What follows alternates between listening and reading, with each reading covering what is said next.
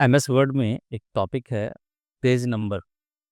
Page number का मतलब होता है कि डॉक्यूमेंट के प्रत्येक पन्ना पर नंबर डालना।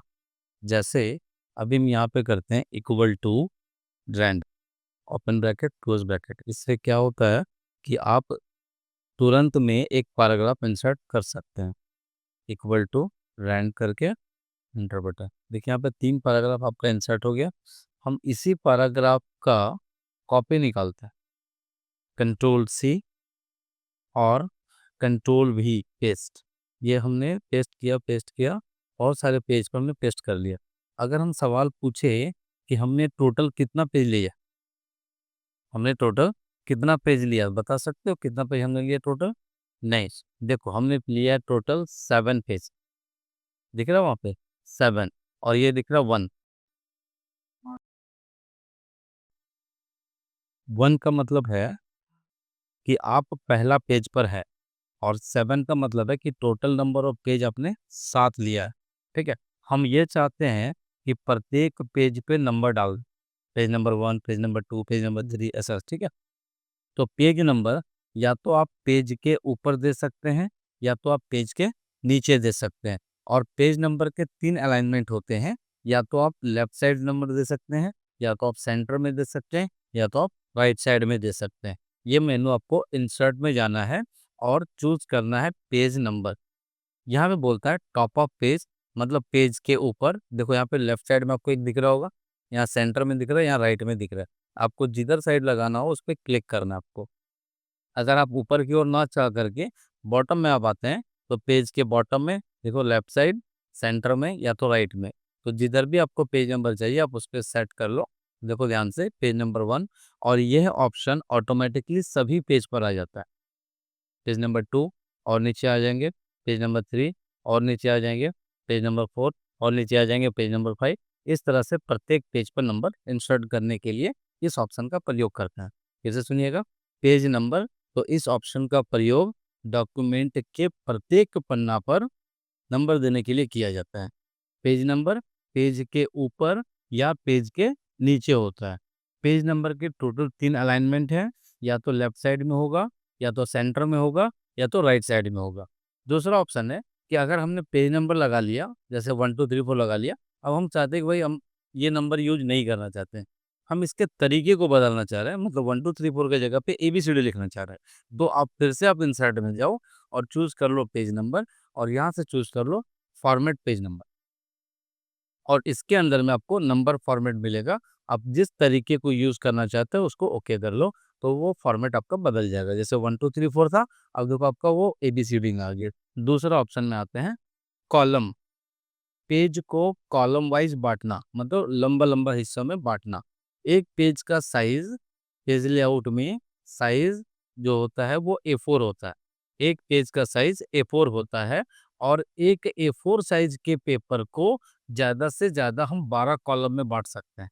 कॉलम वाइज बांटना मतलब लंबा लंबा बांटना। ठीक है, जैसे मान लो पेज लेआउट में गए और कॉलम में गए, कॉलम के अंदर में ऑप्शन मिलेगा मोर कॉलम। अब देखो ध्यान से, कितने कॉलम है यहाँ पे, तो बोलेंगे एक कॉलम है। रॉ की संख्या बहुत सारा है, लेकिन कॉलम एक है। अगर हम इसको 2 भाग में बांटना चाहें तो हम इसको 2 कर सकते हैं, 3 भाग में बांटना चाहें 3 बांट सकते हैं।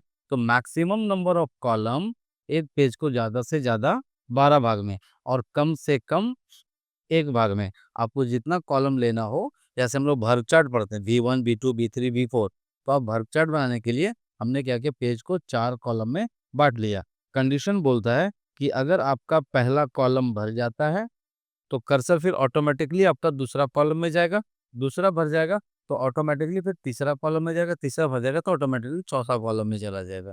तो ये ऑप्शन है आपका कि पेज को कॉलम वाइज बांटना, जिसमें हम बोलेंगे कि पेज का साइज क्या होता है, A4 होता है। इस ऑप्शन का पूरा डिटेल सुन लो। इस ऑप्शन का प्रयोग डॉक्यूमेंट को या पेज को कॉलम वाइज बांटने के लिए किया जाता है। एक पेज का साइज A4 होता है, और A4 पेपर को ज्यादा से ज्यादा हम 12 कॉलम में बांट सकते हैं, और कम से कम एक कॉलम में बांट सकते हैं। ऑप्शन कहाँ मिलेगा, तो पेज लेआउट में आपको साइज ही मिल जाएगा, और पेज लेआउट में आपको कॉलम भी मिल जाएगा। ठीक है, तीसरा पॉइंट आता है टेक्स्ट डायरेक्शन। टेक्स्ट के डायरेक्शन को बदलना। जैसे आप इंसर्ट में एक ऑप्शन चूज करते हैं शेप, और यहाँ से कोई एक शेप लेते हैं, ठीक है। इस पे अगर हम राइट बटन क्लिक करेंगे तो एक ऑप्शन आपको दिखाई देगा ऐड टेक्स्ट, मतलब कर्सर को बॉक्स में ऐड करना। हमने कर्सर को ऐड कर लिया। कर्सर दिख रहा है अब आपको? जैसे हम यहाँ पे लिखते हैं राम कन्हैया, तो देखो ध्यान से कि जो भी चीज हम लिख रहे हैं वो लेफ्ट टू राइट जा रहा है, मतलब टेक्स्ट का जो डायरेक्शन है वो लेफ्ट टू राइट है। यहाँ पे तीन तरह के टेक्स्ट डायरेक्शन है, या तो लेफ्ट टू राइट कर सकते हो, या तो ऊपर से नीचे कर सकते हो, या तो नीचे से ऊपर कर सकते हो। ये फॉर्मेट मेनू के अंदर में टेक्स्ट डायरेक्शन मिलेगा। जब आप इस पर क्लिक करोगे तो देखो ये ऊपर से नीचे हो गया, फिर से क्लिक कर दो नीचे से ऊपर हो गया, फिर से क्लिक कर दो लेफ्ट टू राइट हो गया। तो there are three types of text direction, left to right, up to down, down to up, ठीक है। ये जब भी काम करता है तो किसी शेप पर करता है। पहले आपको शेप बनाना होगा, उस शेप पे राइट बटन क्लिक करना होगा, फिर एडिट टेक्स्ट करना होगा, तो आपको फॉर्मेट में मिलेगा टेक्स्ट डायरेक्शन, ठीक है। चलिए दूसरा टॉपिक और आते हैं, बॉर्डर एंड शेडिंग। जैसे यहाँ पे हमने एक डाटा बनाया, ठीक है। मैं ये चाहता हूँ, अब देखो यहाँ पे टोटल 3 पैराग्राफ है, तो मैं ये चाहता हूँ कि एक पैराग्राफ में बॉर्डर लगा दें, ठीक है। एक पैराग्राफ में बॉर्डर लगा दें, तो हम देखो जिस पैराग्राफ पे बॉर्डर लगाना है उस पैराग्राफ को सेलेक्ट कर लीजिए। सेलेक्ट करने के बाद आपको जाना है पेज लेआउट में, और यहाँ पे चूज करना है पेज बॉर्डर। यहाँ पे 3 ऑप्शन है, एक तो है बॉर्डर, एक है पेज बॉर्डर, और एक है शेडिंग। सिर्फ बॉर्डर जो लिखा हुआ ना, इसका मतलब है टेक्स्ट बॉर्डर, कि आप जो लिखे हो उसके ऊपर में बॉर्डर लगाना। यहाँ से हम बॉर्डर का लाइन चूज कर लेंगे, किस डिजाइन से आप बॉर्डर देना चाहते हो, ठीक है। तो हमने अभी सिंपल लाइन ले रखा है, और अगर आप कलर चूज करना चाहते हो लाइन का तो आप कलर भी चूज कर लो। उसके बाद आप लाइन को कितना मोटा कितना पतला रखना चाहते हो वो चूज कर लो, और बॉर्डर हम ऊपर नीचे दाया बाया, और जैसे ओके पे क्लिक करेंगे तो देखो आपका बॉर्डर ये अप्लाई हो गया। क्या इस चीज को हम रेक्टेंगल से भी बना सकते हैं? जी, हम इंसर्ट में गए, शेप में गए, और एक रेक्टेंगल लेते हैं, और यहाँ पे एक रेक्टेंगल शेप बनाते हैं। अब बोलोगे सर यहाँ पे रेक्टेंगल बनाने के बाद दिखाई तो नहीं दे रहा है, तो हम क्या करेंगे, चूंकि इसमें व्हाइट कलर फिल किया हुआ है, तो हम यहाँ पे शेप फिल में जाके इसको कर देंगे नो फिल, कि कोई कलर नहीं चाहिए। तो देखो बॉर्डर बन गया, और बॉर्डर का कलर काला है, अगर आप लाल करना चाहो तो आउटलाइन कलर को लाल भी कर सकते हो।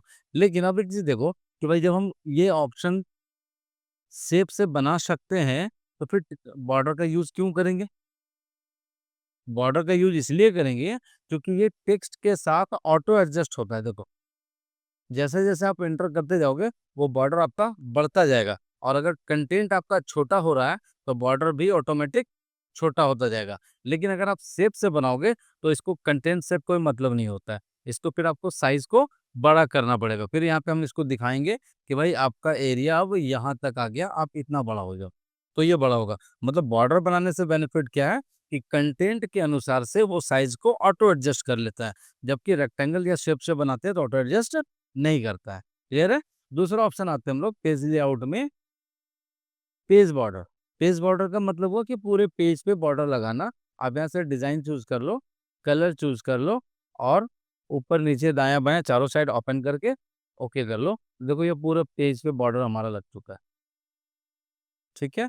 दूसरा कंडीशन है कि अगर हमने बॉर्डर लगाया और लाइन से लगाया, बट हम चाहते हैं कि लाइन से ना लगा करके डिजाइन से लगाएं, तो फिर आपको पेज लेआउट में पेज बॉर्डर में यहाँ पे एक ऑप्शन मिलेगा आर्ट। आप डिजाइन से भी बॉर्डर लगा सकते हैं, यहाँ पे बहुत सारा डिजाइन आपको मिल जाता है। आपको जो डिजाइन पसंद हो वो डिजाइन आप चूज कर लो, और ओके पे क्लिक कर दो। ये देखो आप डिजाइन से भी बॉर्डर लगा सकते हैं। बॉर्डर को मोटा या पतला करना, पेज बॉर्डर में गए, और यहाँ पे मिलता है विड्थ। आप यहाँ से इसको देखो, ये प्रीव्यू है आपका, ये प्रीव्यू के पैनल को देखिएगा, जैसे हम इसको कम करेंगे वो भी छोटा हो रहा है। जैसे ओके करते हैं देखो बॉर्डर आपका छोटा हो गया। मोटा बॉर्डर को मोटा भी कर सकते हैं, पतला भी कर सकते हैं, ठीक है। दूसरा ऑप्शन है शेडिंग, छाया देना। जैसे हमने ये टेक्स्ट लिखा है और टेक्स्ट के ऊपर में शेडिंग देना चाह रहे हैं, तो आप इसको सेलेक्ट कर लो। सेलेक्ट करने के बाद पेज बॉर्डर में जाओ, और तीसरा ऑप्शन आपको मिल जाएगा शेडिंग। शेडिंग में जाओ और शेडिंग का कलर चूज कर लो कि किस कलर से आप शेड करना चाहते हो, और ओके पे क्लिक कर दो। तो जो भी टेक्स्ट आप लिखोगे एक शेड के अंदर में लिखोगे। इससे बेनिफिट क्या है कि जब आपका टेक्स्ट बढ़ेगा तो शेडिंग भी ऑटोमेटिक बढ़ता जाएगा, और अगर कंटेंट घटेगा तो शेडिंग भी ऑटोमेटिक घटता जाएगा। ठीक है, दूसरे ऑप्शन की ओर आते हैं, जिसका नाम है चेंज केस। चेंज केस क्या बोलता है वो समझिए। जैसे मान लो हमने यहाँ पे एक डेटा लिखा, ठीक है, इस डेटा में पहला अक्षर जो है वो बड़ा है, बाकी बाद सारे अक्षर छोटे हैं फुल स्टॉप तक। फिर पहला अक्षर बड़ा है, फिर सभी अक्षर छोटे हैं फुल स्टॉप तक। फिर पहला अक्षर बड़ा है, फिर सभी अक्षर छोटे हैं फुल स्टॉप तक। अगर मान लो डॉक्यूमेंट के सभी अक्षर को कैपिटल करना हो, डॉक्यूमेंट के सभी अक्षर को अपर केस में करना हो या लोअर केस में करना हो, तो डॉक्यूमेंट्स को सेलेक्ट कर लीजिए और होम मेनू के अंदर में आपको चूज करना है चेंज केस ऑप्शन।